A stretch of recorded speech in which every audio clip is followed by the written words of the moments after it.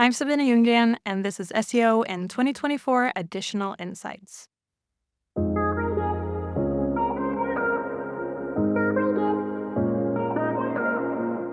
Sabine, what's your additional insight for SEO in 2024? My insight or tip is to integrate social media to your search strategy. And because more and more people are, especially younger generations, are turning to these platforms to do their searches, searching for answers, inspiration, research. And yeah, we need to understand that it's not just the traditional search engines that are the main focus anymore. And are the younger generation turning to social for all kinds of searches, or is it only a certain stage in the user journey? It's all kind of searches. If you're looking at what kind of topics, that it's still like businesses within these classic like fashion, beauty, technology, fitness, health, like those B2C areas are still the most popular, but it can be searches that are both upper and lower funnel, looking for like answers to questions and research, but it can also be very close to a conversion, such as a product review, and really understanding like what to look for before you do that purchase. And any particular social media that we're talking about? It depends on the business, which social media that is the most relevant for the business. But looking at the behavior, I'd say that YouTube and TikTok are the major players right now, looking at where that traffic is kind of going. However, in some businesses, Pinterest is really relevant for looking at fashion and interior and for some like specific target audiences. But yeah, I'd say YouTube and TikTok mostly. Right, okay. And does the same type of content get published on YouTube as well as TikTok, or is this different types of content? Like yes and no. There are shorter formats on YouTube as well, shorts. So if you compare shorts to TikTok, that could be a bit similar. However, there is like longer pieces of content. We're talking like really in-depth product reviews, especially within tech, that works really, really well. So that longer type content is still what's like we're focusing on YouTube, and then a bit shorter content on TikTok. And when you're talking about longer type content, are we talking about 10 minutes, 20 minutes, any particular length? I'd say it's like pushing towards like 20, 30 minutes. Some are even longer, but then there's usually not like a business account. Usually it's a content creator that has really that engaged audience that can sit and listen for a while. Otherwise, yeah, around could be like 20 minutes in-depth product reviews. Okay, so you're talking about a content creator account. Does this mean that it may not be the business itself that owns the channel? And if that's the case, are you talking about making some form of collaboration with content creators? Well, I'd say even if you're like an influencer or like calling yourself a content creator, you are your own business. So I'd say that my tip is really targeting both the traditional businesses, but also those who consider themselves as a personal brand and want to increase their search visibility on social platforms, and not just thinking about that engagement, but also thinking one step further and thinking search. So is the ultimate goal for each video to drive people back to your website? Well, depends on where they are in the customer journey. So for some content, it's even like almost like brand building. You just need to be where your customer is. So if they're looking for those answers that are very like upper funnel, then you just want to introduce them to your content and make them a follower and a fan. And then there is different types of content that are closer to a purchase where they might already know you, and then you want to kind of send them to the webpage to purchase. So the upper funnel content, where your goal is to make them a follower or a fan, Is the only way to measure that by looking at the number of people who are actually following you? Or are there other ways that you can actually measure the impact of what you're doing? Yeah, great question. If we take it a step back and looking at what we're actually optimizing, so if we're talking about how to measure it, we need to understand what we are doing so we can follow up on those metrics. So social platforms, just as Google, has ranking factors. So in order to create content that gains that extra search visibility, we need to optimize for time on platform, engagement rate, click-through rate, and just build that authority. So we can evaluate content in the upper funnel on those. Like, do people watch the whole video? Are we engaging them to kind of feed the algorithm what they want, that our content is engaging? And then also evaluate those pieces of content that we are strategically optimizing for extra search visibility and looking what are our engagement rate? Do people like it? Do they comment it? Do they share it? And do they become a follower from it? And then looking at that separate content that has maybe a bit more of a focus to drive traffic to our website and to convert those viewers, and then look at those metrics. Do they get the whole to the website and actually purchase the product? So you're talking about having a look at the metrics such as the length of the video that they're actually consuming. How do you actually make the decision as to what content is likely to result in a video that is watched all the way through?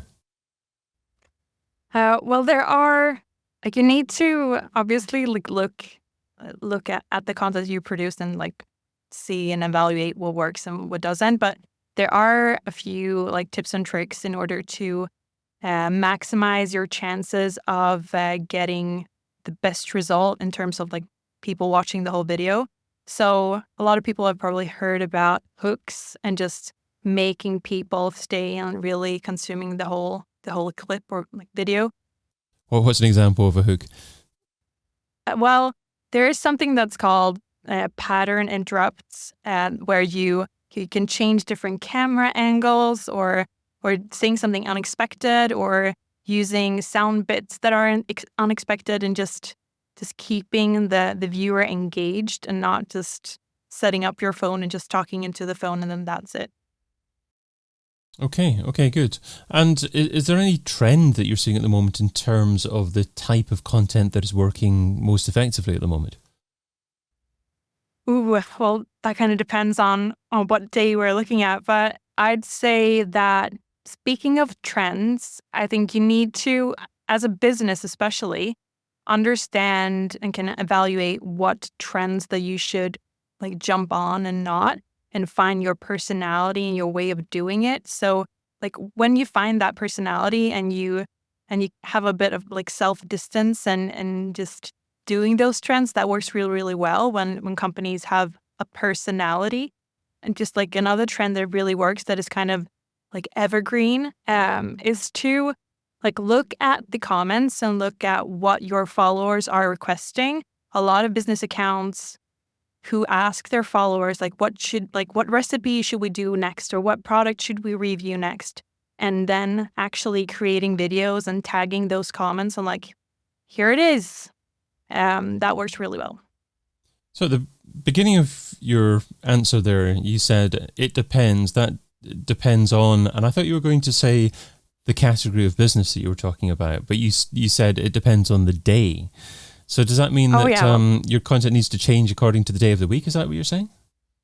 No, just social media is ever changing. So when speaking trends, it's really what I might recommend today according to trends, it might change within days. That's just how I feel.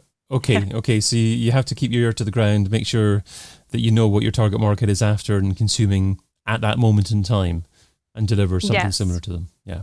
Yeah, exactly. So how does this all fit into an overarching search strategy then? I mean, if it changes so often, is it possible to plan much beforehand? Well, actually, we are talking SEO. So something that is kind of a relief is that we are still being able to do traditional keyword research and doing our content very data-driven.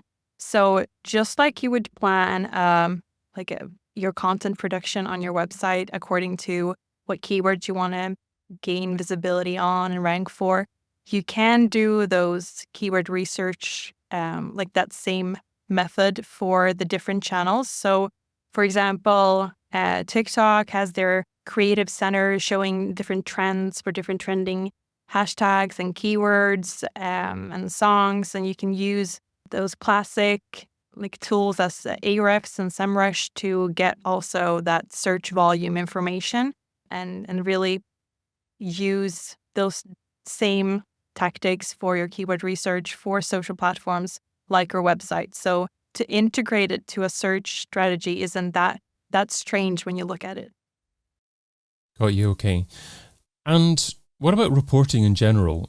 Should reports provide information about traditional SEO success and social altogether to actually provide more of a joined up approach? Well, yeah, I think that overall, a lot of businesses still like see SEO and paid search and social as completely separate channels. And I'd say that when it comes to SEO and social media, like every piece of content that you would publish on TikTok, it wouldn't make sense if every single piece would be like, this is optimized for this keyword and this is optimized for this. You will still have content that is just there to engage your target audience. So just to be really like strategic and choosing, okay, these pieces of content are produced strategically to gain search visibility and follow up on those and include those in the reporting. Like how is our engagement rates on those posts, and do we have a top ranking position in the internal like search engine on the platform? Is there a certain formula that you tend to follow for the creation of content for social media? Because you mentioned that some posts should be keyword targeted, other posts should be a little bit more reactive and just focused on the audience.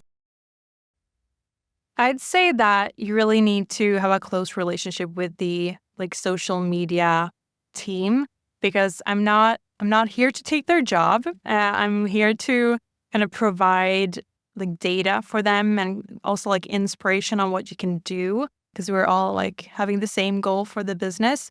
I'd say that the social media team is still doing the creatives, but I'm here to provide them the data-driven keyword research and give them tips for the content that they can produce. So they are still doing the production.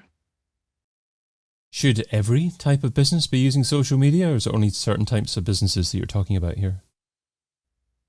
I'd say that certain platforms make more sense for certain businesses. If we're talking B2B, then maybe TikTok and like Pinterest doesn't make sense for them, but then you should have a closer look at LinkedIn and what type of optimization of your posts you can do to gain more organic visibility on those. Or maybe YouTube for like an in-depth like case study or showing like a product review of your like B2B product. And do you have any thoughts on AI's position as part of the content production process? Yeah. It can make the process a lot more productive, of course, just like for the web production. We are talking about like social media.